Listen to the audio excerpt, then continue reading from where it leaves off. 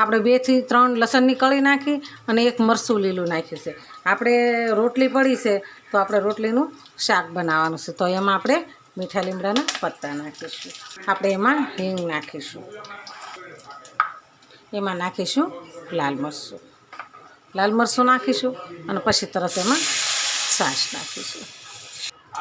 આપણે એની અંદર ધાણા જીરું નાખીશું. આપણે હળદર નાખીશું. પછી આપણે એને હલાવી દઈશું. લસણને થોડુંક આપણે સતરવા દીધું હતું. છાશ ખાટી હોય એટલે આપણે થોડીક ખાંડ નાખીશું. આપણે સ્વાદ પ્રમાણે મીઠું નાખીશું. આપણે 4 થી 5 રોટલી પડી છે તો એના ટુકડા આપણે કરી નાખવાના હતા. તો આપણે 4 થી 5 રોટલીના ટુકડા કરી લીધા છે. તો એના આપણે આવી રીતના ટુકડા કરી લઈશું. 10 ટુકડા થઈ ગયા છે. આપણા કમ્પ્લીટ ટુકડા થઈ ગયા છે. આપણે આને સાઈડમાં રાખીશું. તો આપણે વઘાર બનાવ્યો છે, ઉકળવા દેવાનો છે. આપણે હવે ઉકળી ગયું છે.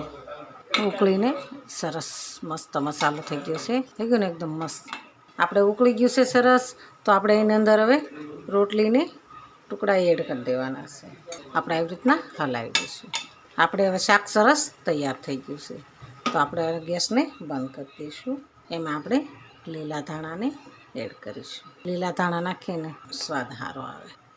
આપણે હવે આ ડીશમાં કાઢીશું.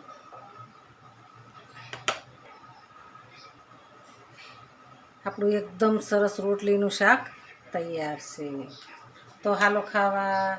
જો અમારો વિડીયો ગમે તો લાઈક, શેર અને સબસ્ક્રાઈબ કરી દેજો.